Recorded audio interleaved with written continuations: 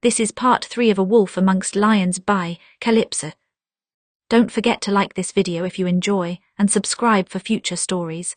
Please check the description for a full list of tags and the link to drop a kudos for the original author. With that out of the way, let's continue. Chapter 16, Suspicions. Tywin examined the blade. It was slim and well made. Foreign, no Westerosi blacksmith would make a knife like this. Where in the seven hells had the girl gotten it from? A fork, he understood, but this. He watched it hold steady on his finger, perfectly balanced, and just beyond the blade the girl watched him. Her shoulder was bound and her arm in a sling from the knife wound, though Pycelle insisted there would be no permanent damage. Whatever the case, the pain did not seem to bother her, not nearly as much as his silence did. Silence was the easiest way to stir most people into nervousness, and Arya Stark was no exception. She was better at hiding it than most. She didn't fidget or look away. She had stopped lifting her chin so much, and she kept her gaze steady. But there was anxious intensity in her eyes and a tension in her jaw. At last Tywin lowered the knife. "Where did you get this?" "I found it," Arya replied. She wasn't lying, but she wasn't telling the whole truth either. "Did you plan on using it on someone else?" he asked. "Only in an emergency." "And what qualifies as an emergency in your mind?" An almost smug gleam passed through her eyes. "Saving the prince's life." Tywin exhaled. She really was too smart for her own good, and her instincts had saved Tommen. "This is a distinctive blade, very thin. I'm sure it makes a unique wound." He looked up at her. "If you were to kill someone important with it, your guilt would be obvious." "Yes," Arya murmured. "So don't kill someone important." He flipped the knife in his hand and handed it back to her. She looked up at him in surprise. "My lord." "You'll just find another weapon if I take this from you," Tywin said. "I prefer to know what you have." Her mouth twitched into a smile and she accepted the blade. "Thank you." He nodded once and stood, packing over to the window. "How is your shoulder?" "Doesn't hurt as much as the broken arm did," Arya said. "I still have my left hand. Everyone keeps injuring the wrong part of me." "Or the right part from your perspective," Tywin said. "That almost sounded like a joke, Lord Tywin," Arya said. He glanced back at her. "It's a good thing you know better than that." "Yes, I do." She turned her gaze back to her knife. The blade spun between her practiced fingers in a blur. She handled it like an expert, like someone who had been training very hard to kill someone. How many hours a day did she devote to fighting, he wondered. It had saved Tommen, perhaps, but it could kill others who Tywin needed alive. "Lady Arya," he said at last. She looked up from her blade. "I'm not a fool," he said. "I know you don't practice with your blades for self-defense alone. There are multiple members of my family you want dead, including me." "Then why give me the knife?" Arya asked. "Because sometimes you kill the right people," Tywin said. "But whoever you kill, I will find out, and I will deal with you accordingly." Arya lifted her chin then. She hadn't broken herself completely of that tell yet. "I might not use this knife." "It doesn't matter if you use that knife or your sword or any other weapon," Tywin said. "I'll know from looking at your face. I can always tell when you're hiding something." She glared at him then. He had seen that sullen look many times before, on Arya and on Cersei when she was a child. How would Cersei handle Arya's heroic rescue of her son? When Arya did not retort, Tywin knew he had won the argument. For now, he paced back to the door. "Rest and recover, Lady Arya. You're of more use to me when you're unwounded." Arya's shoulder wound was minor compared to her injuries a few months previous. The blade had not hit anything important. It would leave only a small scar behind once it had healed. Most importantly, Tommen was safe and his assassin killed. He thanked her profusely all the way back to the castle, fretting over her wound. He apologized to her too, for dragging her into such an awful mess. Arya could not imagine how he came from the Lannister family. He was far too kind. And his life could still be in danger. Arya guessed the assassin had not acted on his own. Someone must have paid him. But why? Trying to kill the king, she understood, but why would someone try to assassinate the prince? Arya was contemplating this very question when a knock came at her door. She quickly checked to make sure her knife was up her sleeve. It was. "Come in." Cersei Lannister glided through the door. Arya internally cursed a few times before she dipped into a curtsy. "Your Grace, I'm surprised to see you here." Are you? Cersei asked. It was my understanding that we tried to avoid each other, Arya said. Cersei smiled tightly. Perhaps, but I come here today with good reason. She paused for a moment as if gathering her words. Arya had never seen such an expression on her face before. I would like to thank you for a few days ago. If you hadn't gotten in the way, Tommen might have died. He's very precious to me. Her gratitude must have tasted like poison to her. Arya wanted to feel smug, but instead she was shocked. She hadn't expected Cersei to stoop to thank her at all. I got lucky, that's all. I'm glad Tommen is not hurt. Cersei tilted her head to the side. I'm not sure you did get lucky, Lady Arya. You have quick reflexes, and the wounds on the body. Sir Osric stabbed the assassin through the back, but you cut through his eye, didn't you? Do you carry a knife? Arya studied her. Why are you asking? Because young ladies usually don't, Cersei said. Young ladies aren't usually beaten half to death by 2 knights. Arya slid her knife from her sleeve and placed it on the table between them. There was no point in hiding it. It made her look more suspicious. Your father already gave me permission to carry it. You can take it from me, but I will find another one. I'm not interested in being helpless again. Cersei smiled and picked up the knife. You misunderstand me, Lady Arya. I'm not going to take your knife, of course not. If you used it on anyone important, everyone would know and you would be executed. My father knows that. That's why he let you keep the little blade. Cersei handed the knife back to her. If you are to marry Tommen, there might be other attempts on his life. Perhaps you'll need this knife again. Cautiously, Arya took the knife back and slipped it back up her sleeve. Yes, Your Grace. Cersei folded her hands into her sleeves, packing to the other side of the room. She looked up as if inspecting the quality of the walls. You must hate Joffrey terribly, perhaps even worse than you hate me. The fury is so clear in your eyes every time we see each other, and I've watched you in the throne room burning holes into the king with your glares. But Tommen has always been such a sweet thing. The kind of boy who rescued stray cats and tried to raise them on his own. He seems very kind, Arya said. It's not an act, he is, Cersei said. I wonder if you've thought about it. Vengeance. I took something I love from you. Perhaps you would take something I love from me in return. I wonder if you considered hurting him to have your revenge on me. My father used to say that the innocent should not suffer for the sins of the guilty, Arya said. She kept her tone as steady as she could. And Tommen has never wronged me. He likely never will. Cersei looked her up and down. Arya's face grew hot under her scrutiny. You're not a great beauty, Arya Stark, not like your sister. I know you had no designs on my son. This is my father's game and you're only a piece of it. Arya pressed her fist against her thigh. No, I'm not a great beauty. Is that why you didn't want me to marry Tommen? No, Cersei said. It's better that you aren't. At least you don't hide your anger with pretty smiles. I know exactly how you feel and who you are. Arya observed the Queen Regent. She wasn't sure how to read this conversation. Cersei still did not trust her, but her rage had cooled. Perhaps she could not rage at anyone who had defended her son. Her love of her children was true, even if nothing else was. Cersei clasped her hands together and replaced her pensive expression with a tight smile. In any case, I did not just come to thank you. There is a small council meeting this evening. I know you've already given your full account to my father, but he would like you to give it again so that everyone can hear. Arya nodded. Of course, Your Grace. It seemed Cersei was less a danger to her than usual, still an enemy, but less of a threat. There would never be any fondness between them, but for now there was some sort of truce. The small council was full of people Arya didn't trust and a few who she barely trusted. Littlefinger, Grand Maester Pycelle, Cersei, Varys. All of them had plots all over the kingdom and would use her, sell her out or kill her if it suited them.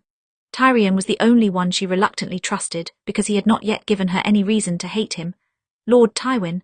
In a strange way she did trust him, at least to be honest with her. He would tell her frankly if he ever planned to kill her. The others would try to be sneaky about it. And then there was the king himself. Joffrey was in attendance at this small council meeting, watching with her with his beady green eyes. Arya started to lift her chin again, but thought better of it. She set her jaw and stared him down. She would not be afraid of the wretched boy. Give us your account in full, Lord Tywin said. Do not leave out any details. We were in the hedge maze in the gardens, Arya said. Sir Osric was a short distance behind us. It was early evening when the assassin tried to attack Tommen. He slipped out of one of the dead ends of the hedge maze and tried to stab Tommen in the chest. I happened to get in the way and took the blade to my shoulder. I wounded his eye and he let go of the knife and stepped back. Then Sir Osric killed him." "Her story conforms to that of Osric and the prince," Lord Tywin said. "What do you remember about the assassin?" Varys asked. "Did anything about him stick out to you?" "He was dressed in very ordinary clothes. No armor, but he didn't look like he was from the capital," Arya said.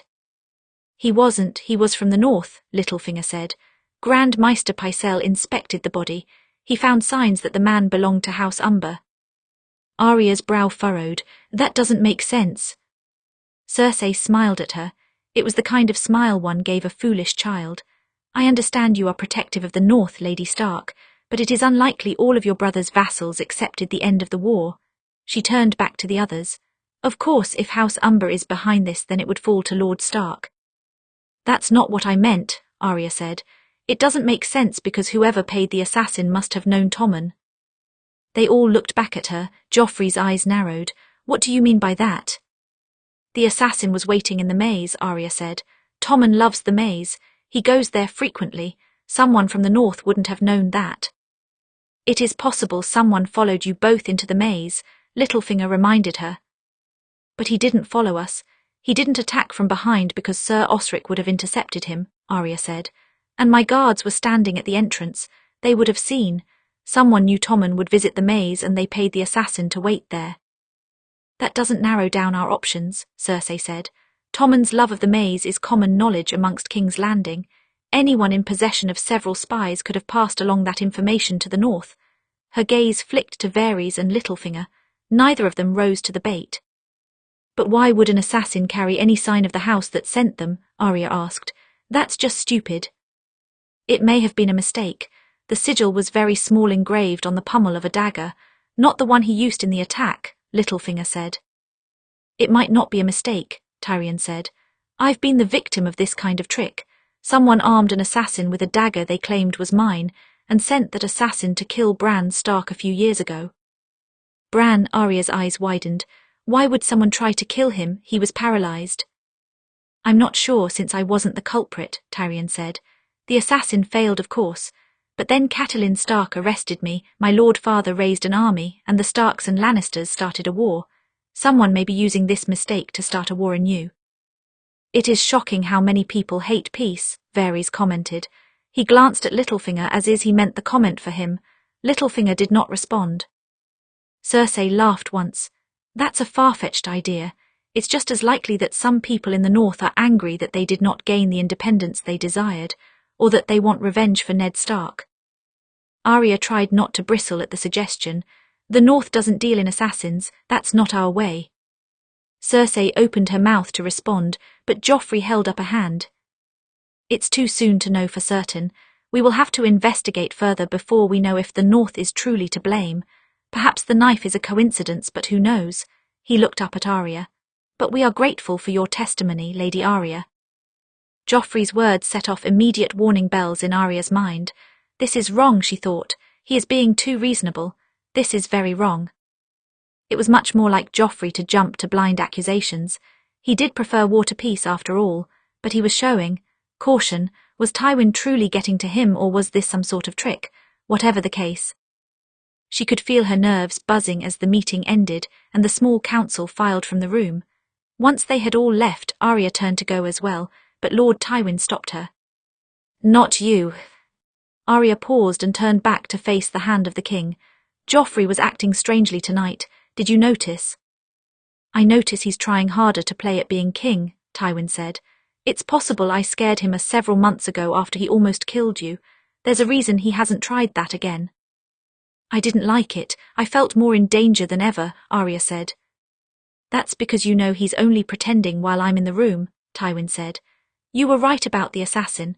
Someone is trying to start another war, and it was someone who knew Tommen's habits well enough to give the assassin the perfect place to strike." "There are plenty of people who don't support peace with the North," Arya said. "But some of those people would never put Tommen in danger." "Correct. Cersei has nothing to do with this," Tywin said. "However, if our culprit is looking to start a war, you are an obvious target. Be careful." Arya lifted her chin. "I'm not afraid." Tywin raised an eyebrow. Damn, Arya exhaled and lowered her head again. I've been getting better about that. I've noticed, Tywin said. Regardless, you would be a fool not to be afraid. Arya nodded once. Already this place had nearly killed her twice. She hadn't even been in King's Landing a year yet. How many more attempts on her life would she have to survive? You keep that knife on you at all times, don't you? Tywin asked. Yes, Arya murmured. She could feel the cool metal against her forearm. Good, Tywin said. You may need it again soon. Chapter 17, Honor and Loss. Returning to King's Landing, Jaime felt like a ghost in his own body. He drifted through the gates on his horse. He drifted through the halls. He drifted all the way to his father's tower. He did not want to see his father at all. He already knew what he would say, and he could feel his disappointment palpably throughout the Red Keep. When Jaime had a squire send a letter to his father about the victory, he had not told him about his hand. But he would know by now. Everyone in the keep probably knew by now. Still, he climbed the steps to the tower, and resigned himself once again to being a terrible disappointment. Sir Bronn had recovered his sword from the battlefield, at least, so Jaime had not lost that precious gift. But what did it matter any more? He couldn't wield it. It was little more than decoration at his hip. If he couldn't fight, he might as well be dead. His father was alone in the tower when he arrived, writing again. How many letters did he write a day? Jaime wondered. And how nice must it feel to still have a right hand with which to write? His father looked up. For a long while he didn't say anything. He didn't need to. Jaime felt the weight of his expectations crushing him down with a single stare. He gritted his teeth. How his wrist throbbed. You look ill, Tywin said at last. Did the Maester on the battlefield see to your wound properly? Jaime nodded once. Cut off the rot, burned out the infection. It's just fine, other than the hand being gone. Tywin set down his quill. Jaime. Don't say it, Jaime muttered. I already know what you'll say. Jaime, why weren't you patient? Why didn't you starve them out instead? Why didn't you just wait? This is your own doing, Jaime. If you know my thoughts so well, why didn't you listen to them? His father asked. I don't know the reason for half the things I do. I just do them, Jaime shook his head. Does it matter any more? It's done.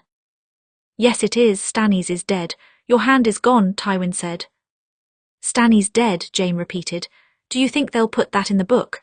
Perhaps Kingslayer won't be the last line anymore. Is that why you did it? Glory, his father's voice was full of contempt. Did you want to redeem your honor? My honor is beyond repair. We both know that, Jaime hissed. No, I didn't do it for glory. I don't care about glory. Then what do you care about? Tywin snapped as he stood. Anything, not the family, clearly. You gave up on serving the family when you became a king's guard. Not honor, not glory, not power. So what do you care about? The sword in my hand, Jaime said with a humorless smirk. And now, nothing, I suppose. Tywin cursed under his breath and circled around the desk. You lost your hand, not your head. No son of mine is going to give up so easily. Jaime looked away as he approached. He studied the mud on his boots. Look at me. Jaime did not. He couldn't look at him. In that moment, he would rather do anything other than face the look in his father's eyes. Jaime, look at me. His father clasped the side of his face in his hand. Jaime obeyed this time. Somehow, Tywin always managed to force his children to obey. You're my son and you are a Lannister of Casterly Rock. You will wear that name proudly even if you lose every one of your limbs. Do you understand? Jaime could only nod. Good, Tywin stepped away. You're pale. Go to Pycelle and make sure your wound is fully taken care of.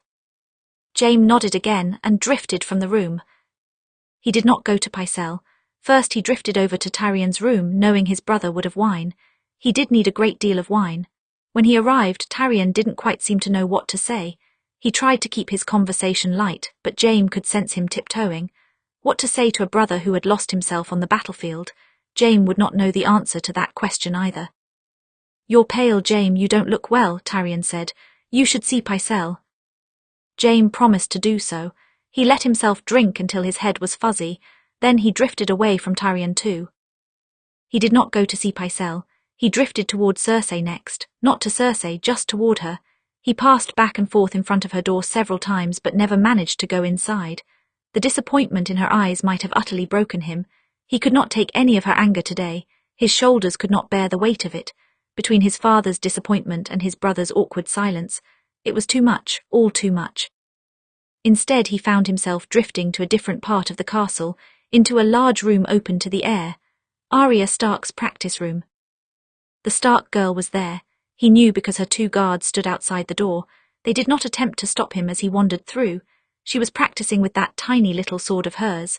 She lunged forward, then retreated again, fighting off an invisible enemy. Her right arm was in a sling, but it didn't seem to bother her. She was left-handed after all. How Jaime envied her for that in that moment. She noticed him out of the corner of her eye and spun around to face him. "Sir Jaime," her gaze darted from his face to his stump of a hand.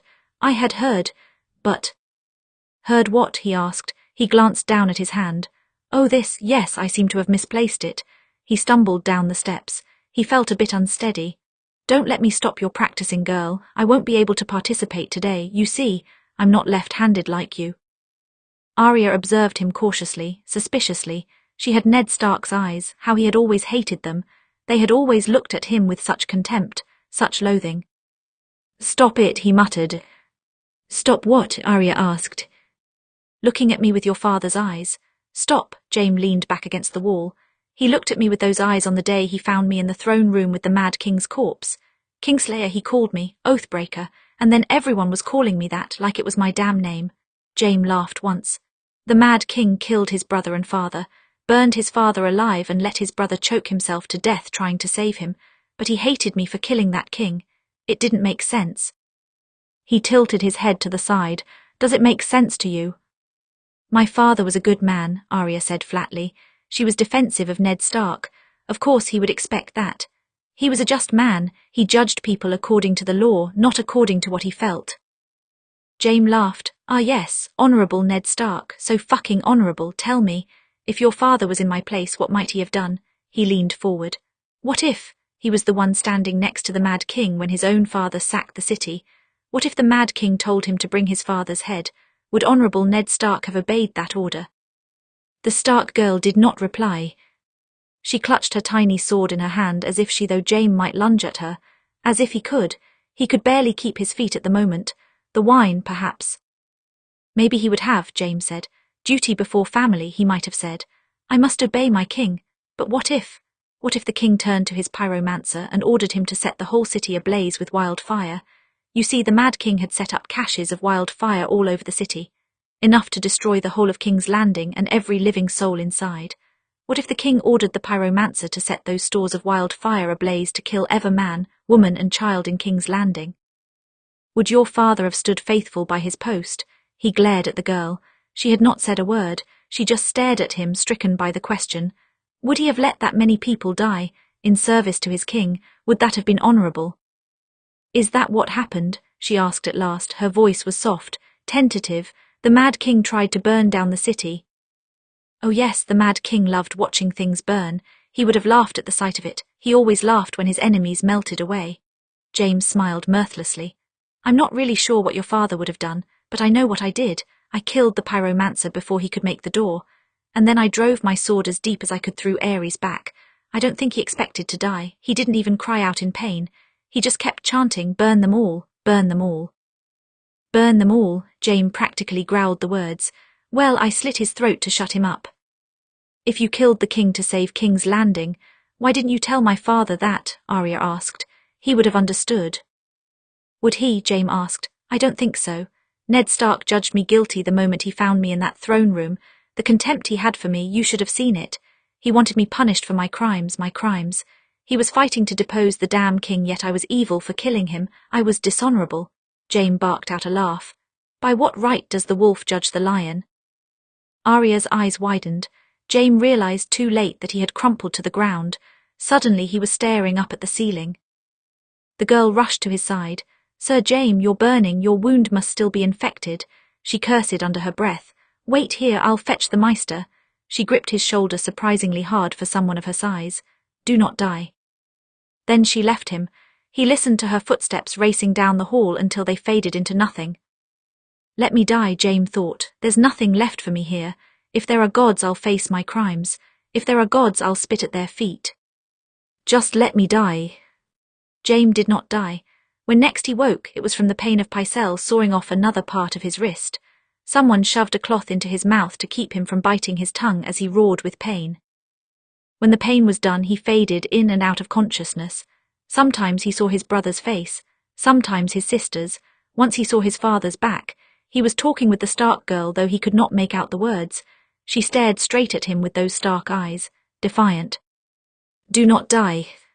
Her words seemed to have cursed him, because though he wanted to die, he could not. Instead he passed in and out of fitful dreams. He dreamed of battle. He dreamed of a cage. He dreamed of Robb Stark's great direwolf snapping at his throat. He dreamed of shoving Bran Stark out of the window, only to have the boy pull his hand off as he fell. He dreamed of the Iron Throne with the Mad King sitting upon it. "Burn them all," he screamed, "burn them all." Jaime went to silence him, but he had no sword and no hand to wield it. The fire erupted through the hall, breaking apart the stone. He watched the Mad King's flesh melt off his face, and still he laughed. The throne room fell away, leaving Jaime alone. The sky above him swarmed with dragons. When he woke for the final time, after his fever broke, his father stood in the corner of the room looking down at him. "Are you truly awake now?" he asked. Jaime nodded once. "Good," Tywin said. "Never endanger your life like that again." It was an order. His father was fond of giving orders, but Jaime did not have the energy to argue with him or even speak. He could only nod again. Arya Stark, it seemed, had cursed him to live a little longer. Chapter 18, Debts. Before he left to fight Stannis, Jaime Lannister had insisted that Arya did not owe him anything for saving her life. He said that the Stark words had nothing to do with paying debts, but family words meant nothing, and Arya still felt the burden of owing him. When he stumbled into the room that day, swaying like a drunken man and hissing words like a wounded cat, she got her chance. She ran for the Maester. She instructed her guards to carry Jaime and follow her. She watched as Pycelle cut away the rotting parts of his wrist and treated the infection. "If he lives, this will pay my debt," Arya thought. "If he dies, I will owe a dead man." Arya's ears still rang with the story he had told her, the story of the day that made him the Kingslayer. She wondered at first if he was telling the truth, but what reason would he have had to lie? He was delirious with fever. If Jaime Lannister had saved King's Landing, why did her father hate him so much? It wasn't honourable to let 500,000 people die for a cruel king. It wasn't honourable to let one innocent die for a cruel king. Arya did not know why she lingered in the room as Pycelle tended to Jaime. Maybe she wanted to make sure he would live before she left. Her debt would not be paid otherwise. A few times, Jaime woke from his fitful sleep and looked at her with his half-conscious gaze. She stared right back at him with what he had called her father's eyes. She willed him to survive and relieve her of her debt. She made herself small in the corner as his family came and went. None of them bothered her or told her to leave. They barely seemed to notice her. How strange it was to see the Lannisters worrying over Jaime as the Starks had once worried over Bran. It was almost uncomfortable to see them as a family. But she didn't move. She kept her post and watched. The fever broke late that night. Tyrion cursed once with relief when Pycelle declared that Jaime would live. Cersei actually smiled. Tywin's face did not move, but Arya saw the tension go out of his shoulders. He had been more afraid for Jaime than he would ever admit. When the danger had ceased, Arya quietly rose from her chair and went to slip from the room. Tywin stopped her, grasping her shoulder tightly as she passed. She looked up at him, confused. "You'll have my thanks, Lady Arya," he murmured, so quietly that no one else could hear. "I am in your debt." Never before had those words felt so significant. Soon enough, Jaime was healthy again and walking around as if nothing had happened. Well, the hand was still gone, but his wound was no longer trying to poison his blood. Self-hatred still ran deep. Regret still ran deep. But Jaime no longer wanted to die, which he supposed was a start. There was a bright side to the ordeal. After nearly losing him to death, Cersei was acting more her old self. She smiled at him and put down her wine when he came to visit her. She apologized for not seeking him out sooner after he returned. She kissed him again. He had desperately missed her lips. "I'll have a golden hand made for you," Cersei said. "It will let everyone know who you are." "Everyone already knows who I am," Jaime said, and a golden hand meant nothing if he could not fight. Still, it was better than nothing. Perhaps he could slap someone with it. One thing haunted him about his brush with death, Arya Stark. He had spoken too freely with her in that room right before he collapsed. He laid the whole truth bare before a girl who hated him, a Stark. He had behaved like an utter fool and a drunk. She never should have seen him so weak. It would have been easy for her to leave him there, burning his life away. She could have walked from the room and left him slumped across the floor. Instead she didn't. She had found the Maester, and she must have asked her guards to carry him down the steps. Why, that question had been tormenting him ever since he woke. Why did she help him? He asked Tyrion that question, wondering what he would have to say about it. His brother usually had an answer for most things, and he was good at reading people. Why are you so bothered by the Stark girl's motives? Tyrion asked. It all seems rather obvious to me. You saved her from Joffrey and she saved you from your own stupidity, a paid debt. No, it's not a debt, Jaime said. She doesn't truly owe our family anything because she's a hostage. She shouldn't feel indebted, and she could have left me so easily. Tyrion sighed. Father and Cersei are giving you such a cynical worldview lately, brother.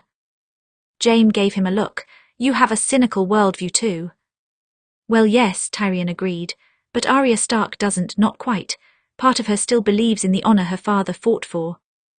So why save a notoriously dishonorable Lannister? Jaime asked. Tyrion swirled his wine in his cup. Did you hear about what happened with Tommen while you were away? Cersei said he was almost assassinated, Jaime said. Yes, and the Stark girl saved him, that's why she's injured again. She took a knife to the shoulder. She didn't think about saving Tommen, she just did. No calculations, no grand plan. Do you know why? Jaime shrugged. I assume you are going to tell me. Because Arya Stark instinctively helps people in trouble, Tyrion said. The world hasn't beaten that out of her yet. Jaime stared down at his stump of a wrist. Once upon a time he had been the same way. He wanted to protect the innocent. He wanted to save people. His desire to be a knight was wrapped up in the misconception that all knights were heroes. Then serving King Aerys, he had no choice but to smother that instinct. The Mad King killed the innocent for fun, and there was nothing Jaime could do to help any of them. None of the other knights helped either. They watched, they waited, they did nothing. Give her time, Jaime said at last. A little longer in this place, and she'll learn to be as terrible as the rest of us. Still, he knew he had to thank her for what he did, and perhaps apologize for being so open. He made his way back to her usual practice room to find her. She was there, of course. She was always there, sparring. Today she noticed him as soon as he entered the room. She lowered her sword, lifting her chin. Sir Jaime. Lady Arya, he inclined his head. Is your invisible opponent giving you trouble? He was in the beginning, but I got the better of him, she replied. Naturally, Jaime rubbed his forearm just above his stump. He hated this. He hated having to ask forgiveness for such a stupid moment of weakness. Why didn't he keep his mouth shut? I came today because, well, I'd like to apologize. I don't quite remember everything I said to you a few days ago, but I know I said too much. Was it the truth? Arya asked.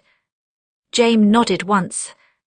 Then don't apologize, Arya said. If anything, you should apologize for not seeing to that wound sooner.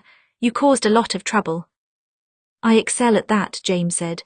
At the time I wished you left me to die.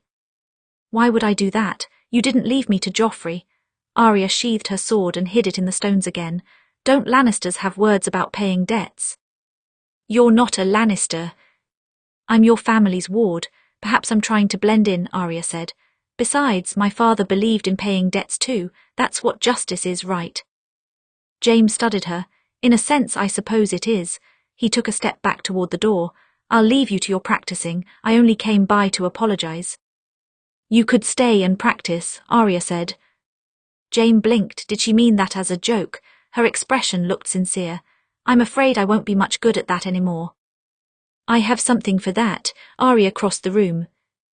Really, are you hiding a spare hand in here? Jaime asked. No, but I found these. Arya picked 2 wooden practice swords up from the wall. They're extras that my teacher and I used to use while sparring. And what am I to do with a stick? Jaime asked.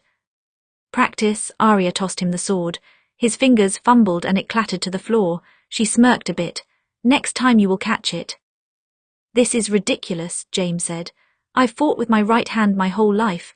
Training my left hand will be like starting from scratch. Then you best get started, Arya said. You said you're nothing without swordplay, then fight for it. I have. She circled around him. Every day of my life I fought to wield a sword. They kept taking my sticks away from me and giving them to my brothers instead. They told me I was a lady and I could never be a knight. But you, they put a sword in your hand as soon as you could walk. And now I've lost that hand, Jaime glared at her. You have another one, I fight with my left hand, why can't you fight with yours? Arya held his gaze, a challenge in her eyes. You're just worried that if you try again you'll fail, scared you'll be beat by a girl. Jaime gave a mirthless laugh. Anyone ever tell you not to play with a lion's tail? This lion only has one paw, and he just told me that he's too scared to fight. Why shouldn't I? Arya asked. She lunged forward and gave him a smack on the arm, then another. Pick up the sword, sir, fight me, if you're as good as everyone says you would try again. Jaime let out a half snarl and seized the tip of her sword when she swung at him once more. His grip was weak, but she let him have it, bending instead to pick up the sword he had dropped. Good, you're holding a weapon, that's a start. Arya extended hers. Now fight me. Jaime shook his head. Why do you care if I do? I don't know, Arya said. I just do. It's depressing seeing you wander about the keep. She swallowed hard. You saved my life, let me help you keep yours. Jaime laughed once. What an interesting girl. Debts, it seemed, were important to her, even if they were owed to a man her father despised, to a Lannister. A one-handed man against a girl, what fools we'll look like. Then we'll be fools. Arya gestured for him to come at her. Come at me, or I'll start hitting you again. Jaime sighed. The girl was 1 part mad and 2 parts stubborn. She would not be refused. Very well, Lady Stark. Then he lunged at her. Their wooden blades met with a sharp clack that echoed through the room. Arya Stark's guards made regular reports to Tywin and only Tywin. He picked them specifically because they did not speak to anyone else. They only spoke to Arya herself if absolutely necessary. The Stark girl needed such guards because there were plenty of untrustworthy people who might try pay off less loyal men. Godric Swift was one of the grandsons of House Swift. Harry's Hill was a bastard of House Crakehall. Neither had any chance at inheritance, and they had both entered the service of House Lannister earlier. They had passed many tests of silence and loyalty. Twice, men had tried to buy their silence or their words, and both times they had reported the treachery to Lord Tywin. They would both die before they ever betrayed Tywin's confidence. He was not merciful to those who did. That night it was Hill who reported to Tywin, while Swift remained at his post. Hill told him about Jaime's visit with the Stark girl. I think he meant to give her his thanks and be on his way, Hill said, but then she forced him to practice with her. He stayed there for a good while. Tywin raised an eyebrow. Forced. She kept hitting him with a practice sword until he picked one up, my lord. Hill shrugged. Eventually he did. I think he was too annoyed to argue. How long did he stay? The better part of 2 hours. He cursed quite often, Hill said. A few times he tried to put down the sword and she started hitting him again. Tywin very nearly smiled at that image, but he stopped himself. Report to me again if this continues. Hill bowed in response and left the room. Tywin sat back in his chair, rubbing his jaw. When he chose to take Arya as his hostage rather than Sansa, he knew it was out of some personal preference. He enjoyed the Stark girl. She was interesting, but since she arrived, she was doing a great deal to justify his decision. In the past month she had saved Tommen and his son, and now she was forcing Jaime to practice by the sheer force of her stubbornness. Perhaps she was trying to gain favour to ensure that her brother would survive King's Landing. Perhaps she felt indebted to Jaime for standing between her and the King's guards. Perhaps she just wanted someone to practice with her, and Jaime was a means to that end. Even more unlikely, perhaps she did not have an ulterior motive. She was a strange girl. On some level she was willing to kill. She was willing to rip her enemies apart if only she had the tools to do so. And yet at the same time she had learned from her father growing up. She had learned from her father's honour. That part of her did not allow her to leave a man for dead. But the honour her father believed in was an illusion, and no one in this place operated by those principles. If Arya Stark ever lost faith in that imaginary concept, she would become as dangerous any other. She could be a great threat to his family, or a great asset, only time would tell. Chapter 19, An Arrow in the Dark. Once Arya had been a student of Syrio Fall, the first sword of Bravos, back when she liked the idea of fighting but did not know anything about it. Now, a few years later, she found herself in the peculiar position of being a teacher. As irritated as Jaime acted after Arya released him from their first practice session, he returned the next day. And the next. And the next. He always claimed that he found life around the castle dull and that he had only come to pass the time. But Arya knew that part of him wanted to practice. Part of him wanted to believe that he could train his left hand to be as good as his right. If Jaime was not Jaime without his sword, then he came here to fight for his identity. His grip was weak, his muscle memory was non-existent, but he still had his footwork and his reflexes. He just needed to relearn the sword. Arya did not go easy on him. She often struck at the places he would have most difficulty blocking, and that made him angry. But when he was angry, he fought harder. Some people are motivated by desire, Syrio told her once, others by anger, others justice. If you know what drives a man, you can help him, teach him, and kill him. Arya thought about those words often. She told herself that fighting with Jaime was just a way of learning his weaknesses in case he ever became her enemy. He was of House Lannister after all. It was her job as a Stark to learn their weaknesses. A lie to yourself is the worst lie of all, Arya Stark. Syrio's words were sometimes quite annoying. Truly, she did enjoy sparring with Jaime, especially now that they were more evenly matched. She liked being able to hit the man who was once one of the best knights in the Seven Kingdoms. It made her feel strong. She also liked having someone to fight. Swinging at an invisible opponent got rather dull, and it didn't help her to practice her reflexes. While Jaime pretended that these lessons were of no consequence to him, Prince Tommen treasured every word that dropped from Arya's mouth. When his mother finally let him go outside again, always well guarded of course, Tommen often asked Arya to accompany him to the gardens. In fact, he would not return to the maze without her. He was too nervous to go alone, even with his guards. On these walks, he pestered her about how she handled a knife. "I want to know how to use a blade like that," Tommen said. "I'm well protected, yes, but what if my guards fail? A knife could save me if you're not there." He had such an eager and open expression, and if he was ashamed of asking for help from a girl, he did not show it. Arya was reluctant to teach him initially, but then again, Tommen was right. He should be able to defend himself. He was a prince after all. So Arya relented. She showed him how to hold a knife and how to throw one properly, how to slash and slice and how to conceal the weapon in his sleeve. It was just enough to ease his mind knowing that he had some defense against future attackers. And for Arya, well, it was nice to have someone ask her for help in a fight. Tommen did not dismiss her as a helpless girl anymore. He knew better than that, and Jaime, it seemed, was starting to learn too. "You've improved since I last fought you," Jaime commented one day, "or maybe I'm just that much worse." "I practice as much as I can," Arya said. "There's not much else to do." "Apparently your practices have gotten boring as well, or you wouldn't have dragged me into them." "You're free to go at any time." Jaime shook his head, adjusting his grip on his sword. "If I try, you'll start hitting me again." Arya titled her head to the side, allowing a grin. "Am I hurting you, sir?" Jaime's eyes sparked at the challenge, and he lunged at her again. At the end of the 2 hours and at the end of their stamina, they stopped practice for the day. Jaime sat down on a crate, taking a long draught of water. "These crates have seen better days. Have you been throwing knives at them?" Arya glanced off to the side. Jaime raised an eyebrow. "Who are you practicing to kill, Lady Stark?" "Anyone who tries to kill me," Arya said flatly. "Then the gods help them," Jaime said, raising his canteen in a sort of toast. Arya's mouth twitched, and she leaned her practice sword up against the wall.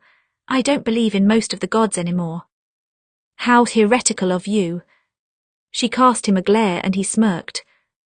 "Don't worry, neither do I," Jaime said. He set down his canteen and leaned back against the wall. "When did you stop?" Arya stared at her feet. She knew exactly when. She remembered the exact moment that the gods fell to earth for her. She remembered the faith in higher powers leaving her body, as swift as the downward stroke of a sword. "When I saw my father die." Jaime nodded. "I lost my faith over time, but I started hatting the gods after my mother died. It didn't seem fair at all, for them to take her, and everyone always insisted the gods were fair." "Your mother," Arya looked up at him. "Who was she? No one in your family has spoken much about her." "She is a bit of a forbidden topic," Jaime said. "Cersei and I were 8, quite young to lose a mother. I'm not sure either of us understood death before that moment." "What was she like?" Arya asked. "Do you remember her?" "Yes," Jaime said. "I can barely picture her face, but I remember her voice. And of course I heard all of the stories about her. She was beautiful, strong, stubborn. There's a lot of her in Cersei, I think." "Was she cruel like Cersei?" Arya asked before she could stop herself. Jaime laughed once. You two really do loathe each other, don't you? I have plenty of good reason to loathe her, Arya pointed out. What reason does she really have to hate me? Your name, I suppose, that's enough for her, Jaime said. But no, my mother was not cruel except to her enemies. My father loved her. They say he actually smiled on the day they were wed. Can you imagine that? Jaime shook his head. I think I was the only one who didn't hate Tyrion after she died. I hated the gods, but not Tyrion. He was just a baby. The way they spoke of him, you'd think he was a monster, but father needed someone to hate, someone to blame. Arya couldn't think of what to say. It seemed to her that Lord Tywin hadn't allowed himself to feel an emotion other than anger for decades. She did wonder what he was like before his wife passed. She couldn't picture him truly smiling, though. His smiles were always laced with contempt. When is the last time your father smiled? I'm not sure, a long time ago. He used to smile at us on rare occasions when we were children, but that was mostly before our mother died. Jaime exhaled, placing his hand over his face. Why on earth am I telling you this? Why on earth do I keep telling you anything? I'm not sure, Arya admitted.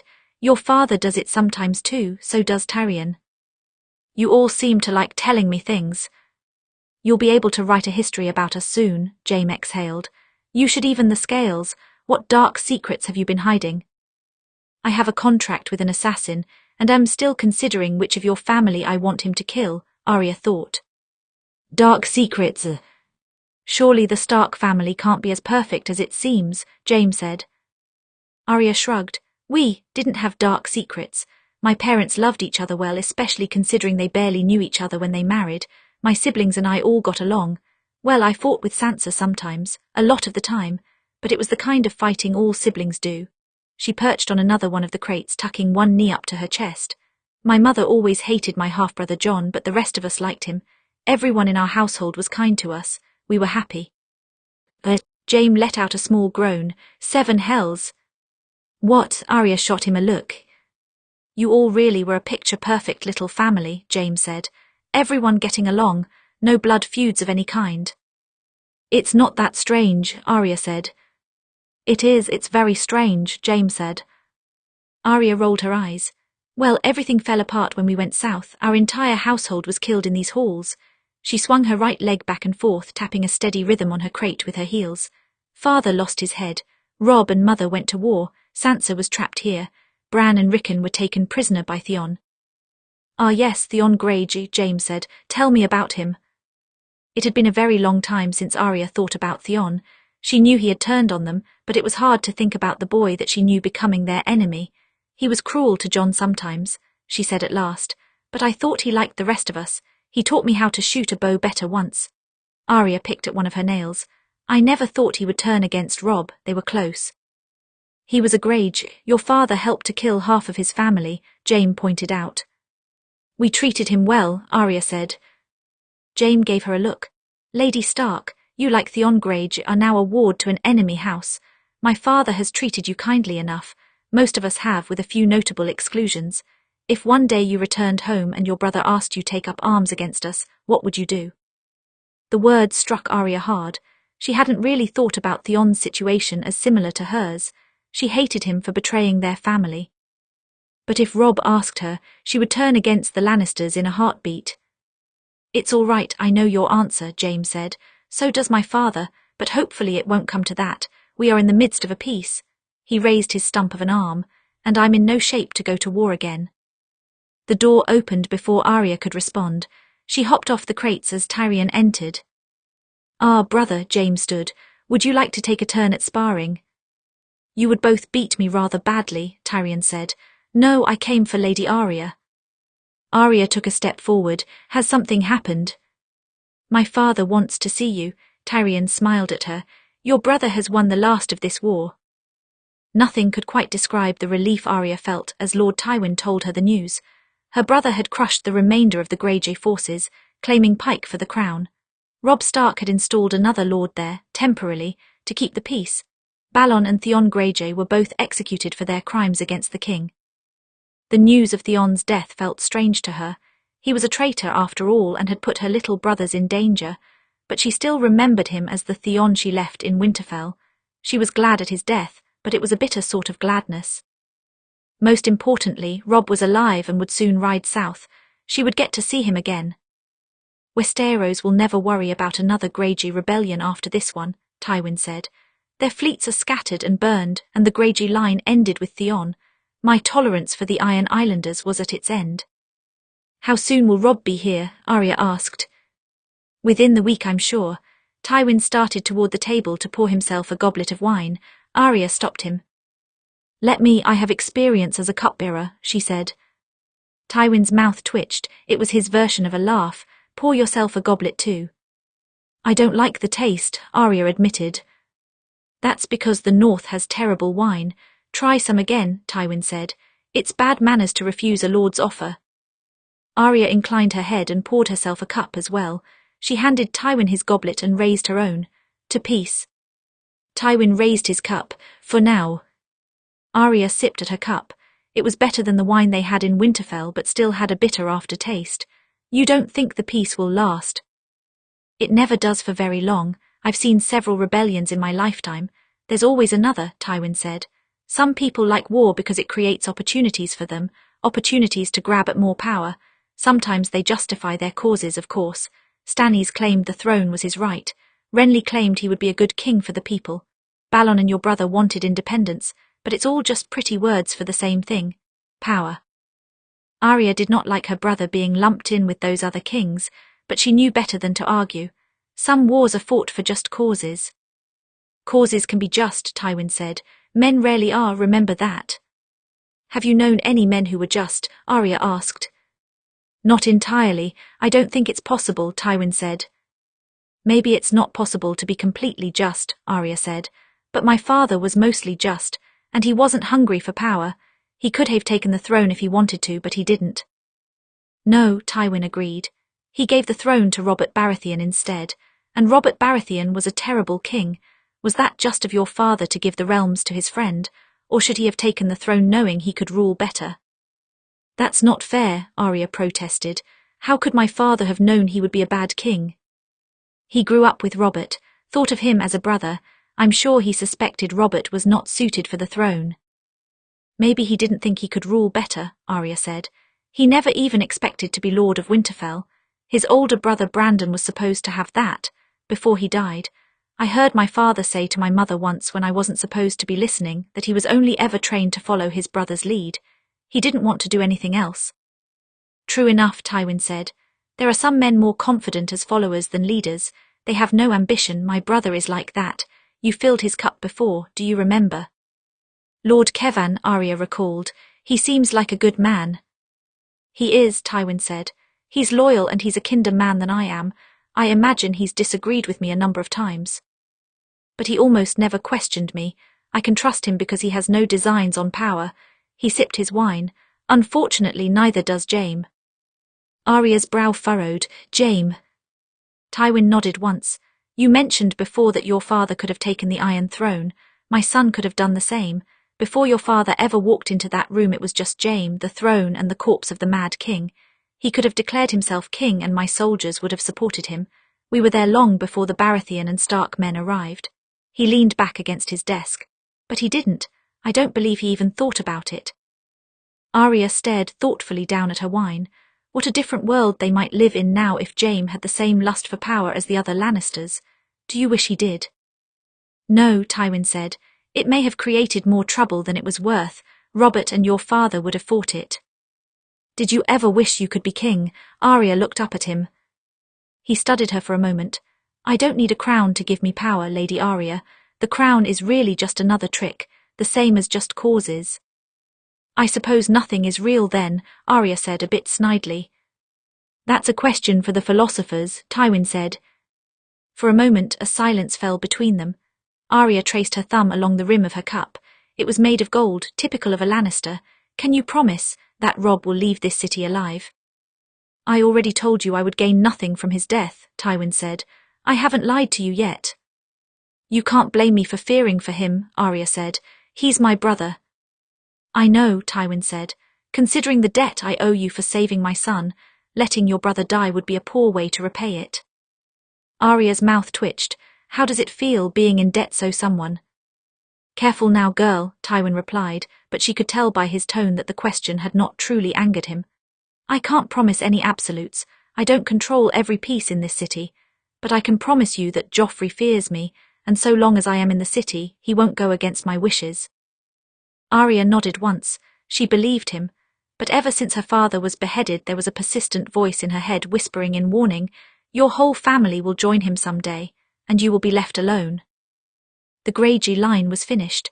Several other houses had died out in this war, and if Robb had not agreed to peace terms, the Stark name might have joined them. Arya was all too aware of the fragility of names and families now. Her family had survived for now, but for how long? Tywin finished his wine and circled around his desk to flip through some papers. Speaking of my son, how is his training coming along? Arya stilled. My lord. Well, you seem to have designated yourself Jaime's teacher. Tywin glanced up at her. You're followed at all hours by 2 guards that belong to me. Don't act surprised when I know how you spend your time. Arya set down her wine. People who give up easily irritate me. I was only trying to. Tywin held up a hand. Don't explain, there's no need. I'm pleased that someone is forcing Jaime to practice. Arya's eyebrows shot up. You are. I don't have time to force him. You might as well, Tywin said. He seems to listen to you. Only after I hit him a few times, Arya muttered under her breath. Tywin heard her and smiled as he looked back down at his papers. Arya blinked hard. It was a genuine smile, small and gone in a few seconds, but without any of its usual contempt. She wondered if he had even realized he had done it. I must be seeing things, she thought. I should leave before I see anything else strange. She started to turn toward the door. My lord, if there's nothing else. The words died on Arya's lips, because as she turned the door had opened and in stepped a man armed with a crossbow. A crossbow aimed directly at Tywin Lannister. Chapter 20, Panic. The next moment happened in slow motion. Arya registered the assassin, and she registered his target at the exact same moment. She went instinctively for her knife, hurling it at the assassin's head at the same time he fired off the bolt. She struck him directly at his temple, and he collapsed in a heap on the ground. Arya's whole body buzzed with panic as she turned to look at Tywin. He was sitting in his chair. The bolt had struck his shoulder, not his heart. He must have moved out of the way in time. He gritted his teeth together, gripping the bolt tight in his hand. Poison. With a grunt he ripped the bolt from his shoulder. They coated the tip with poison. 7 hells, Arya thought. It occurred to her in that moment that if she did nothing, Tywin Lannister, her captor, and one of the names on her list, would die. It was a startling thought, considering he always seemed so invincible. This was an opportunity she might never have again. The same thing must have occurred to him. He met her gaze for a split second, and she saw that he understood. For once his life was in her hands. She thought about it. For a long moment she thought about turning and walking out of the room. But then reality set in again.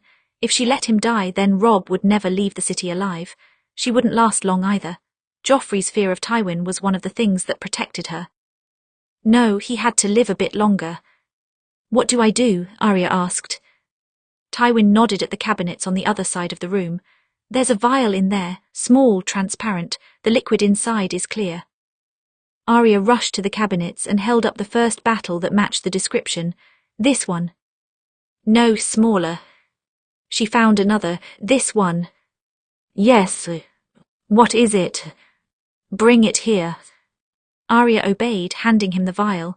His wound oozing blood, but it wasn't as visible past the red of his doublet. He took the vial and downed the whole thing. It will slow the progress of the poison long enough to get a real antidote, he muttered. But it busy me minimal time. I need the Grand Maester. I'll find him. Arya rushed to open the door. When she did, she saw the bodies of her 2 guards sprawled across the steps.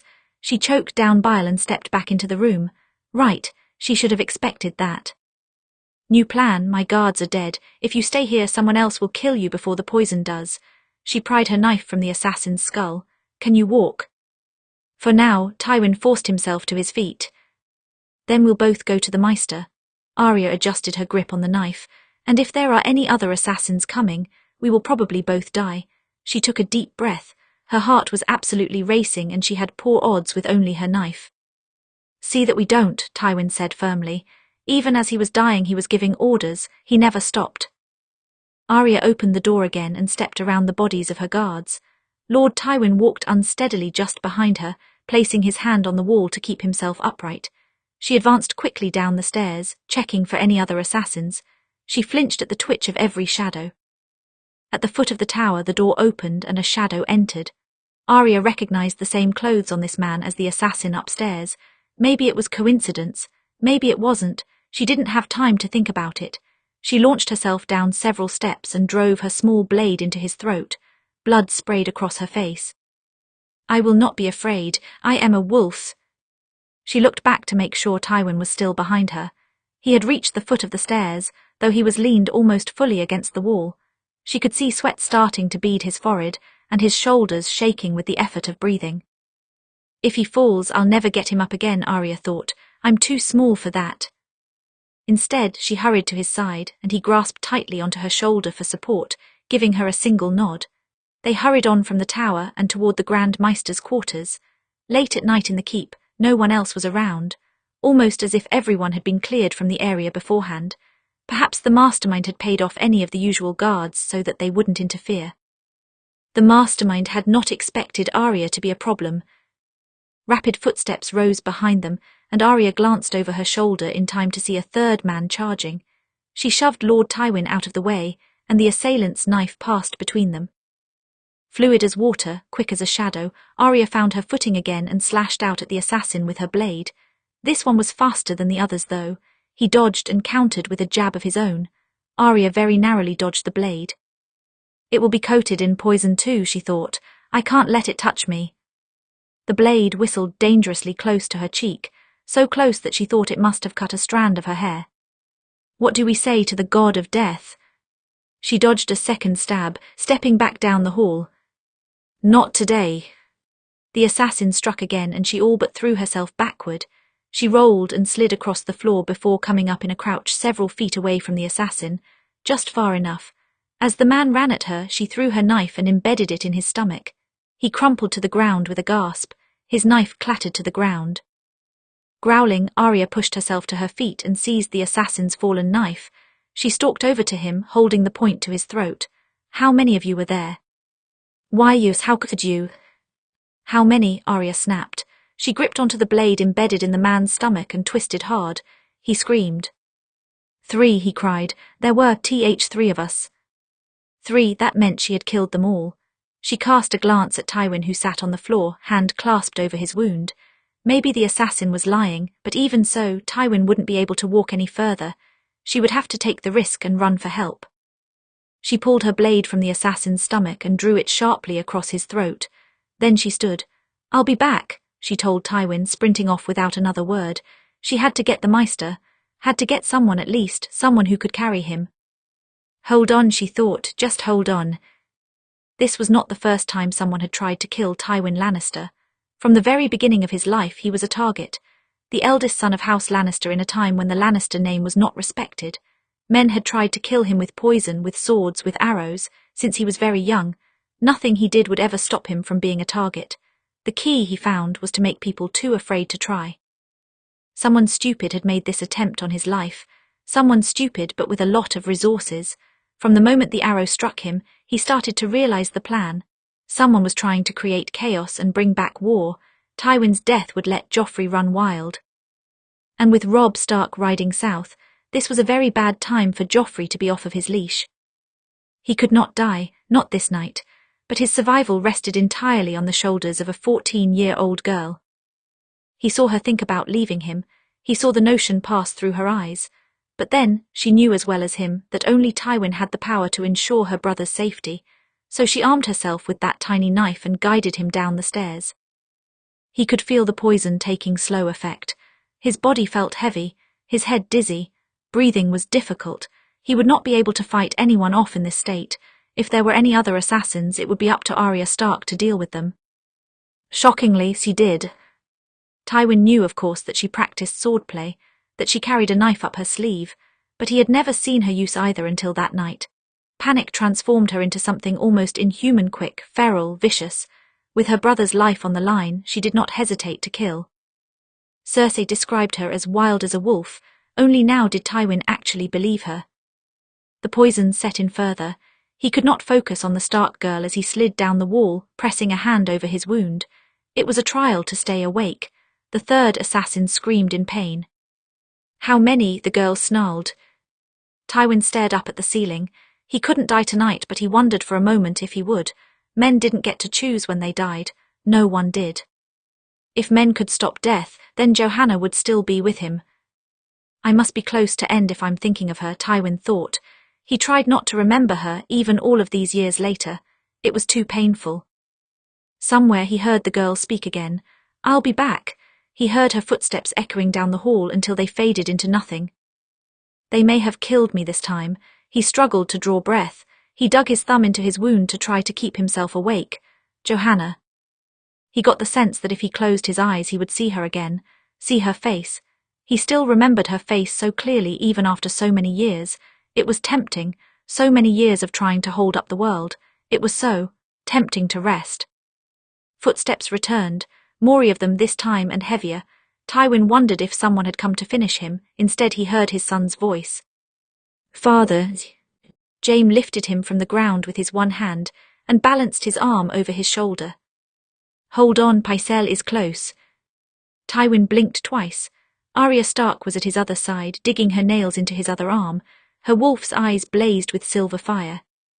Do not die, she ordered. That was the last thing he heard before he lost consciousness. The situation was bad but not hopeless. Now that Tywin had received the proper antidote, Pycelle assured Jaime that his father had a chance to live, and an equal chance to die. It was more uncertainty than Jaime was comfortable with, but there was hope. For every night his father survived, his odds would improve. But even in the best-case scenario he would be confined to rest for several days. That would leave him vulnerable. He needed to be guarded well every day by men that they could trust. It was a fucking mess. This could not have happened at a worse time. Robb Stark was days away. What was to stop Joffrey from murdering him in the throne room, in the same place the King Aerys murdered his uncle and grandfather? Arya Stark had clearly considered this because she refused to leave the room. There was still blood flecked across her face and clothing. She had killed 3 assassins, she said, 3 men with a tiny knife. She must have caught them all by surprise. A 14-year-old girl from a noble house was not supposed to be a threat. By the time they realized she was one, well, it was too late. She sat in the corner, wide-eyed, still clutching her tiny weapon, watching his father twist and turn in his bed, waiting to see if her efforts would be for nothing. Jaime exhaled and crossed to her. Lady Stark. She didn't look at him. Arya, he said, a bit louder this time. She looked up at him, blinking, as if she just realized he was there. Are you injured at all? Jaime asked. She shook her head. Good, Jaime said. You should get some sleep then. You've done all you can here. I'm not particularly tired, Arya said. I'll stay. For what reason? Are you going to will him to stay alive? You of all people should know that doesn't work, Jaime said. Arya didn't reply. When he looked closely, he saw that she was trembling. He'd seen these same symptoms in young men after their first battle. Tonight may have been the girl's first true fight to the death. She had won, but her body had not yet calmed down from the experience. She was still waiting for another assassin to jump from the shadows. Arya, Jaime rested a hand on her shoulder. She flinched at the touch. He's only here because of you, but you can't make him live. He has to, Arya said. If he doesn't, then Robb. Jaime exhaled. It might not come to that. Can you promise? Arya glared up at him. Can you promise me my brother's life? Jaime didn't answer. Of course he couldn't. He was a one-handed man and a king's guard. The king was both his nephew and son. He could not stand against him if he chose to kill Robb. Instead of offering false promises, Jaime pulled out a handkerchief and handed it to her. You should see to the blood on your face. That's not going to save my brother either, she muttered. No, but I don't recommend walking blood splattered through the keep, Jaime said. Arya accepted the handkerchief slowly, dabbing at her face. She seemed almost surprised by the amount of red that stained the white. Jaime opened his mouth to say something else, but at that moment the door opened. Petter Baelish stepped through with a bow. Sir, my lady, how is Lord Tywin? Not good, Jaime said, but not dead. That is a relief, Littlefinger said. I just came from examining the bodies of the assassins. I thought you might want information. Obviously, Jaime said. They likely came from the same place as our first assassin, Littlefinger said. No sign of umber this time, but they did have other similarities in their dress. I think we are dealing with the same culprit. He glanced at Arya. The same savior too, apparently. The assassins should learn to stop attacking when you're around, shouldn't they, Lady Stark? She did not respond.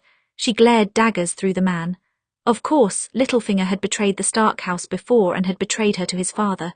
Jaime imagined that she rather hated him. Do you have any idea of that culprit? Jaime asked. At the moment, the most likely suspect is the North, though it's likely they had help from a spy in King's Landing, Littlefinger said. We best be wary of our friends in this time.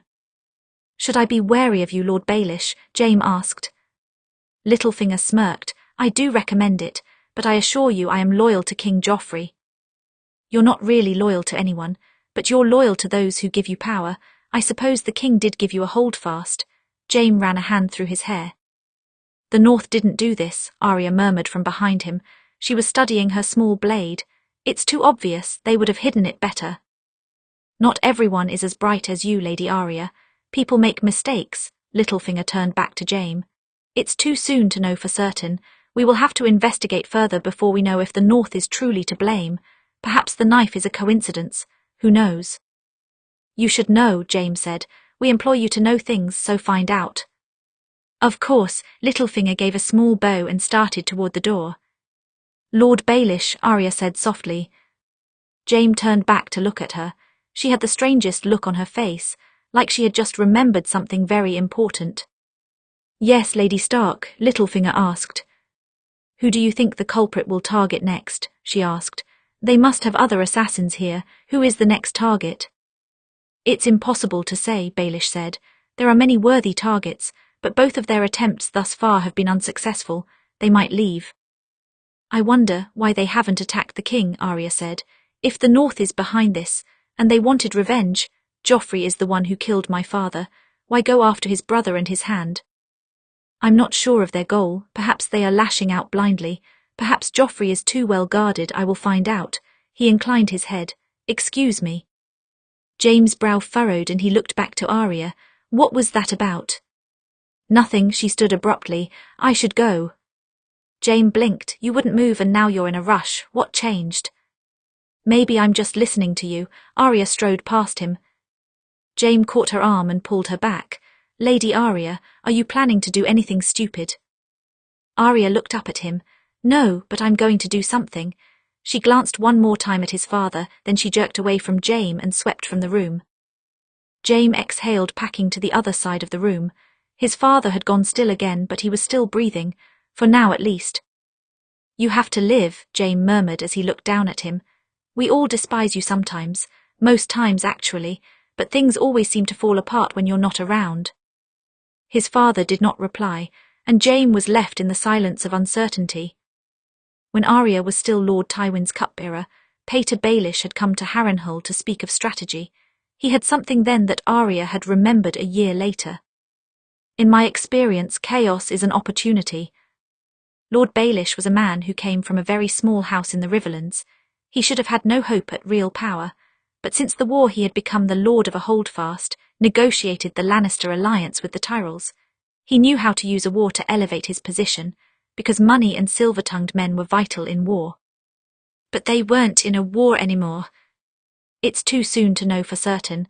We will have to investigate further before we know if the North is truly to blame. Perhaps the knife is a coincidence. Who knows?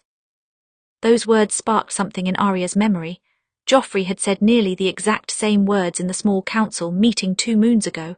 They hadn't sounded right coming from his mouth. He had sounded like he was parroting someone else. The words sounded right coming from Littlefinger's mouth, though. Perhaps Littlefinger advised Joffrey what to say in that meeting. She thought Joffrey was just trying to play nice in front of Tywin. But what if he was growing bold? What if he was tired of listening to his hand? Joffrey was not the kind of person who liked being told no. Maybe he wanted to get rid of the one person still powerful enough to say that word to him. And in the same vein, he could blame it on the North. Give himself a reason to kill Robb when he rode south. He would seem like a just king then, wouldn't he? The North tried to kill my brother and grandfather. I will answer with blood. Not that Joffrey cared about seeming reasonable. Littlefinger probably advised it. She imagined Joffrey coming to him with his plan and ordering him to help. So Littlefinger was trying to make the best of Joffrey's blaze. He was tempering some of the king's rage with the hope of rising to even more power. What would the king give him as a reward? A bigger castle, more power. I assure you, I am loyal to King Joffrey.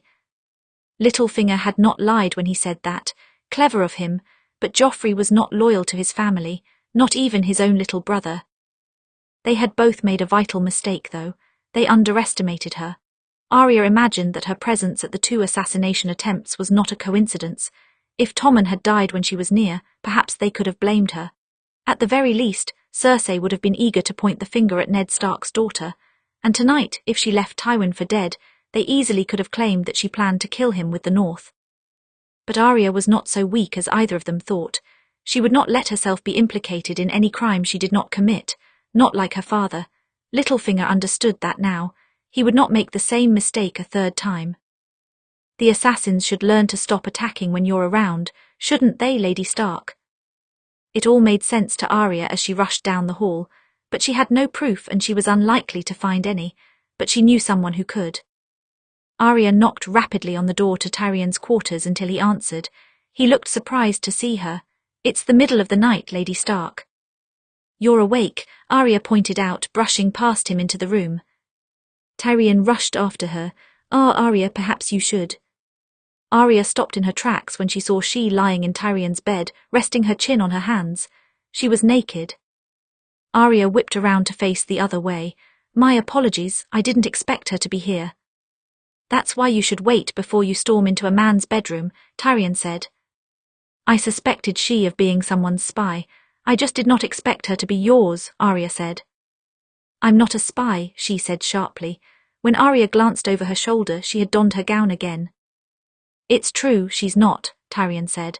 I thought she would be safer as a handmaiden for a lady with no connections to Cersei. Safer, what does she need saving from? Arya asked. Tyrion glanced at she, looking torn between the truth and a lie. She looked back at him undaunted.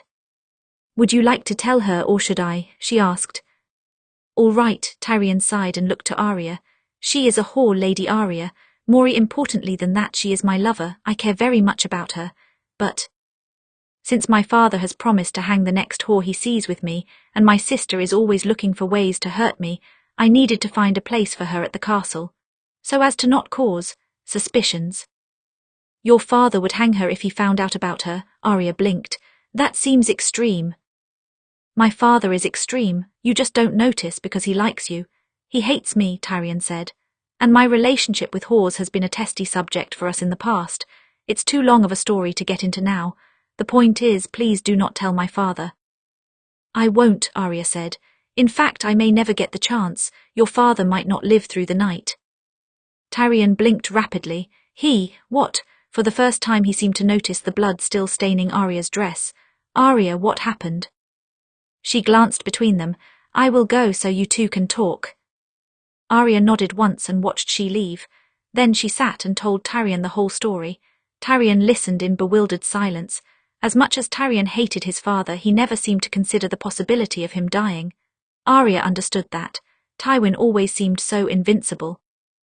When she finished giving the full story, Tyrion sat back in his chair. Is Jaime still with him? Yes, along with several guards, Arya said. Lord Tywin's chances of living go up if he makes it through the night. Tyrion rubbed a hand over his face. So someone tries to kill Tommen and my father. Clearly the culprit is trying to frame the North. There are many people who would want to do that, but not as many who would dare to attack Tommen and my father. No, Arya said, but I have a theory, that's why I'm here. She clasped her hands tightly together. I think Joffrey is behind both of these attacks, and he used Littlefinger to orchestrate them. Tyrion's eyebrows shot up. Your evidence? Scant, Arya said. I have a motive and a hunch, not much else. It's something, Tyrion said. Tell me. Well, we agree Joffrey wants to start a fight with the North again, Arya said. He's been very vocal about it. That's indisputable. And we know that your father is one of the few people who stands up to him, Arya said, which Joffrey doesn't like. Also indisputable, Tyrion pointed out. He's afraid of him, but even father knew it wouldn't last forever. Joffrey doesn't like being afraid. So that is plausible, Arya said. But would Joffrey go so far as to kill his brother? You've been his hand before, you know him better than me. Tyrion drummed his fingers against the edge of the table. Joffrey has never been affectionate with his little siblings, and he belittles Tommen constantly for his weakness. Tommen has learned to avoid him after a while. He looked up at her, and it wouldn't be the first time Joffrey tried to remove one of his heirs. When I became hand, he sent the city watch out to kill all of his father's bastard children, just to make sure none of them had any claim. Why would that matter? They're bastards, Arya said. Bastards have no claim. At the time there was a rumour going around that they might have a better claim than Joffrey, Tyrion said carefully. People said he was not Robert's true-born son, so Joffrey had all the other sons killed, and the daughters, everyone. So he would do it, Arya asked. His Baratheon uncles waged war on him for the throne, Tyrion said. I don't think he trusts anyone in his family, not even a sweet boy like Tommen. I suppose it's lucky Mircella is in Dawn, he can't reach her there. He shook his head. Joffrey having a motive isn't enough to accuse him. He's a bloodthirsty cunt. Everyone knows that. We need something more. He has been acting strangely, Arya said. Do you remember how reasonable he acted in the small council meeting a while back? Yes, it was almost frightening, Tyrion said. I expected him to jump at the chance at blaming the North, but he didn't, Arya said. If he had nothing to do with it, I think he would have tried to use the opportunity, but instead he tried to play innocent. I didn't think he was smart enough to do that until tonight, when I spoke to Littlefinger. He spoke the same words Joffrey did that day. Yes, let's talk about Littlefinger for a moment, Tyrion said. Joffrey has a motive, but what cause would Lord Baelish have to go along with it? He fears my father too. And he knows your father keeps King's Landing stable, Arya said. Chaos creates opportunity. He told your father that in Harrenhal, he can't keep climbing to power if there's peace. Tyrion tilted his head to the side. You miss nothing, do you? Yes, Lord Baelish likes war. He reaped a great benefit from it last time, but this plan seems rushed, hasty. Usually he's smarter than this. It's possible that Joffrey has forced him into his services. He thought for a long moment. It's also possible that Littlefinger has a larger plan in mind, and it only seems stupid because both assassination attempts failed, because you were there. Your skills with a knife are a complication he may not have expected. So you think it's plausible? Arya asked. Yes, Tyrion said, but we need evidence. That's why I came to you, because you can find it, Arya said. I can't, I have no idea where I would start, but you know King's Landing and its people. Tyrion was silent for a while, then he nodded. I'll see what I can do, but you must not let anyone know that you are suspicious. Treat Lord Baelish as normal, treat the king as normal. Arya nodded. At least she had someone she could trust with this information. Tyrion had more cause to hate his father than anyone, but still he cared about his family. She knew for certain that he was not involved with this. He could help her find the culprits, but if she was going to ensure Robb's safety, there was one more thing she had to do. Early the next morning, after a sleepless night, she waited on the balcony of her practice room. She was unguarded because her guards were dead.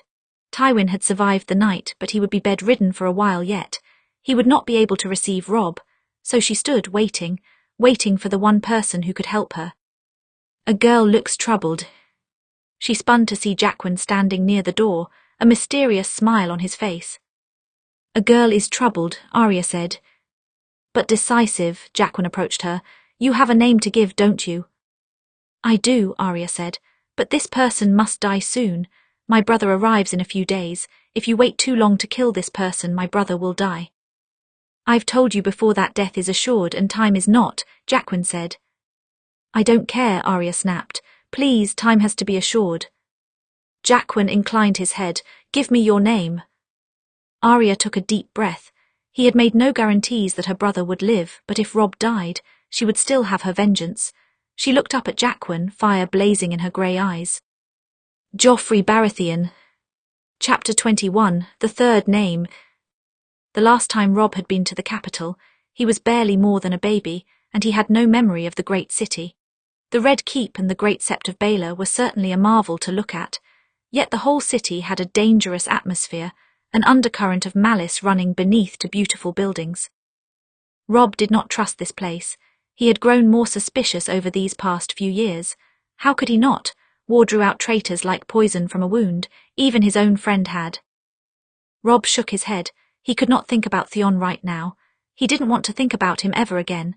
It was with his own blade that he executed his once best friend only a month ago. It would have been easier if Theon was unrepentant and boldly refused to kneel. But he didn't fight the sentence. He knew he had gone too far for redemption or mercy. He knelt on the ground and let Robb take his head without any fight. The man who passes the sentence should swing the sword. If Robb could not trust his closest friend, it was even more difficult to trust an enemy. But the North needed peace. His son needed peace. And if they wanted lasting peace with the crown, he had no choice but to kneel before this rat of a king. He remembered Joffrey from his visit to Winterfell. He had a smug face and the grin of a boy who had never been punished for a single one of his actions. Sansa had adored him instantly, and Robb worried for her. The prince was not kind. He could see that in an instant. Sansa saw it now too. In fact, she knew it better than anyone. Her time in King's Landing had been such a trial for her. Before Robb left Winterfell, she had clasped her arm tightly and made him promise to be careful. "Joffrey is a monster," she said, "and if he gets the chance, he will take your head." "Tywin Lannister won't give him that chance," Robb said. "He is a man of his word. He can control the king." But still he was unsure. The Lord of Casterly Rock kept his word only as long as it suited him. If Tywin Lannister did decide that Robb was no longer useful to him, perhaps he would stand aside and let him die. He found himself kissing his wife a little longer before he left, and holding their baby boy close. Little Eddard had been born 2 years ago, and he was healthy as ever. Talisa was days away from birthing their second child. He did not want to leave them. He did not want to ride south. "If they break their word," his mother promised before he left, "we will rain the 7 hells upon them. Starks know how to survive the winter. They don't." No, the Lannisters did not know the winter. Tywin had admitted that himself. He would avoid a conflict if he could, at least Robb hoped. They passed through the God's Gate early that morning and made their way up toward the keep. At the stables, Robb and his men were met by an escort of guards. He already could feel the tension as he dismounted his horse.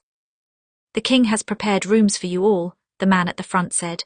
"You must be weary from travel. At noon the king will hold court and receive you in the throne room. Until then you may rest." "You are most kind," Robb said. Already something seemed wrong. He would expect the hand of the king to greet them, since this was such an important day. "We've ridden long and hard to meet with his grace." The man inclined his head. "This way." Fortunately, they were not immediately led to dungeon cells. That was a good start. They were given rooms in the keep. But still, Robb felt the danger. He would likely not feel calm until he left this city. His instincts told him to flee. He wished in that moment that he had brought Greywind, but he worried the Lannisters would take that as a threat. When Robb was agitated, Greywind had a tendency to growl and snap. He would rather Greywind stay behind to protect Winterfell. Even if he died, his wolf would remain. More than anything, he hoped to see Arya. She would be able to tell him if something was amiss, and of course he wanted to make sure she was being treated well. Then, at the door to his quarters, he heard his guards talking to someone. "What is your business with Lord Stark?" "I'm his sister, idiots. Let me through." Robb couldn't help but smile. Of course she would find him. He turned to see her standing in the door, her expression somewhere between happiness and anxiety. She had grown a few inches since he last saw her, and her hair hung to her shoulders. In her blue and gold dress, she looked like a proper lady. How she must hate that. "Arya," Robb murmured, "it's good to see you." Arya launched herself forward. He caught her up in a hug. This was still Arya. She was still alive and whole, and the Lannisters had not carved away her fighting spirit. "It feels like a lifetime since we've seen each other," Robb murmured, setting her back on the ground. "You're beginning to grow up, Arya." "Not up, just older," she replied. "No, I'm quite sure you're taller than I last saw you." Robb rested his hands on her shoulders. "Are you well?" He felt a bandage beneath her dress at the shoulder. "What's this?" "That's nothing," Arya said. "There was an incident, but it wasn't the Lannisters that time." "That time?" Robb asked. "Was there another time when it was?" "There was a situation with Joffrey," Arya said. "It doesn't matter, it was over a year ago. I'm all right. You should be worried about yourself." "I'm not the one who's a hostage," Robb said. "I'm safe enough, you're not." Arya gripped his arm. "Listen, Robb, 2 days ago someone tried to assassinate Lord Tywin." He blinked. "Tried." "He's still alive as of this morning. But he won't be in the throne room today when Joffrey receives you. Do you understand what that means? Robb's jaw clenched, that Lord Tywin chose a poor time to almost die. Someone chose, at least. Arya looked up at him. I think Joffrey was behind the attempt. I don't have time to tell the whole story now, and I can't stay or they might think I know something. But Joffrey is hungry for blood and war. Do you think he'll execute me at court? Robb asked. No, but he might throw you in a black cell and sentence you to death. She looked up at him, a fierceness in her grey eyes. Don't worry, I'll handle it. You will be fine, Robb. Robb shook his head. Arya had watched their father die over 2 years ago. She had suffered so much, but if Joffrey tried to kill him, she wouldn't be able to do anything. How will you handle it, Arya? Just trust me. Arya squeezed his hand. I have to go. Then, without another word, she swept from the room. Robb's hand was shaking as he rested it against his sword. He longed for the ice-cold northern winds. He longed for home. But he had come south to the wolf trap where his father had been ensnared, and there was no turning back now. If it came to a fight, he would die with a sword in his hand. Arya kept waiting for an announcement of the king's death. She spent the whole morning listening for the bells, listening for cries in the halls, listening for chaos. She heard none of it. Please, Jaqen, she thought, please be quick. Anxiety made it impossible for her to eat. She tried to force food upon her, but she turned it all down. Your brother is here, she said. Be happy, eat. My brother could die here like my father, Arya muttered. I don't think I will eat until he leaves alive. How will starving yourself help him? She asked. It wouldn't, but still Arya could not stomach food. Just before noon, Arya made her way to the throne room as fast as her feet would carry her. She found a place with a clear view of the throne, where Joffrey was already seated, looking particularly smug. He was still alive and vicious, his malicious green eyes trained on Robb. Her brother stood in the centre of the court, surrounded by his men, but his men would not be enough to defend him against the king's guard or the Lannister men stationed around the throne room. There were more than usual. Arya could see it. Amongst the many nobles who had crowded inside, just as many soldiers stood, all with swords. She was suddenly conscious of the knife up her sleeve, the metal resting against her forearm. If Jaqen did not intervene, would she have to use it? You would die for it, a small voice inside of her said. If I die killing Joffrey, so be it, Arya thought. They will sing songs about this day. You stand in the presence of King Joffrey Baratheon, first of his name, protector of the realm. Robb did indeed stand before him, before the Iron Throne, but he did not for a second look weak. He held Joffrey's gaze and stood his ground with the pride of a wolf. In truth, he looked more a king than the boy sitting on the throne. If he was afraid, he did not show it for a moment. Lord Stark, Joffrey called out, it has been some time since we last saw each other. It has, your grace, Robb said. Arya knew the title must have tasted like poison, but he said it all the same. Her brother was better at hiding his hate than she was. We've both been fighting wars. Yes, I suppose your rebellion did qualify as a war, Joffrey said. But it's over now, isn't it? Time for you to kneel before your king. Robb held his gaze for a pause, then he slowly bent the knee. Arya hated to watch it. She hated that her brother had to kneel at all. In the back of her mind, she blamed herself for that. If only Lord Tywin had not captured her, then maybe he would not have had to surrender. I do on this day proclaim that Joffrey Baratheon is the one true king of Westeros, Robb said. The 7 kingdoms, including the north, belong to him. My sword belongs to the realm, and he is the protector of the realm. I vow to serve loyally from this day until my last day. Murmurs swept through the crowd. Arya dug her nails into her palms as she looked from Robb to Joffrey. What a relief to hear you say so. Joffrey stood from his throne, perhaps in effort to make himself even taller. A shame that you did not ride south earlier when your father turned traitor. Instead you raised your banners against me, tried to rob me of the north. He tilted his head to the side. Does simply kneeling forgive that? I do not simply kneel, Robb said. I crushed a different rebellion for you. The Greyjoys are dead. You both rebelled, Joffrey said. So why do we crush them but let the Starks stand tall? That doesn't make sense, does it? I suppose that is up to you, your grace. Robb added the title almost as an afterthought as he looked up at Joffrey. There was no fear in his eyes, but Arya feared for him. She feared for him very much. And then, how do I know your words are true? Joffrey asked, packing back and forth in front of the throne. In just this past month, 2 attempts have been made on the lives of my family. Someone tried to kill my brother. Someone tried to kill my grandfather. We have evidence to suggest that the culprit is from the north. Liar, Arya wanted to snarl. You're a liar and a coward. Just like that day by the river, I should have run you through then. If there has been any plot against your family, I had nothing to do with it, Robb said.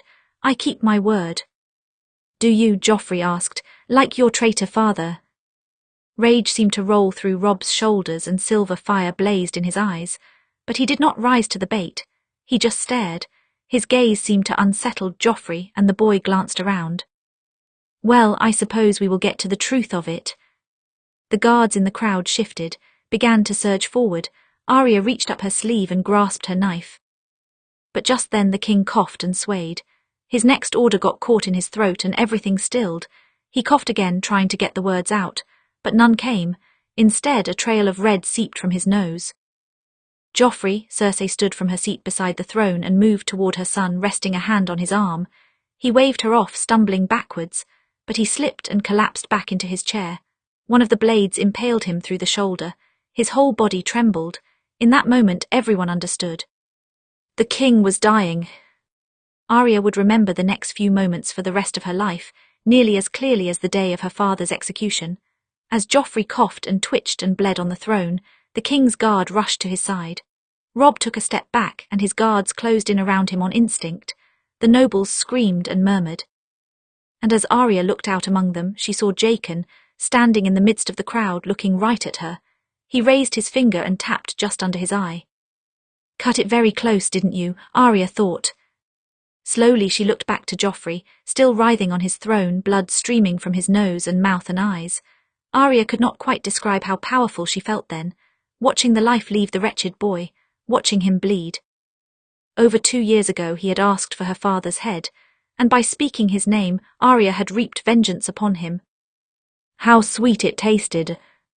A few seconds later the moment ended, and Joffrey went still on the throne.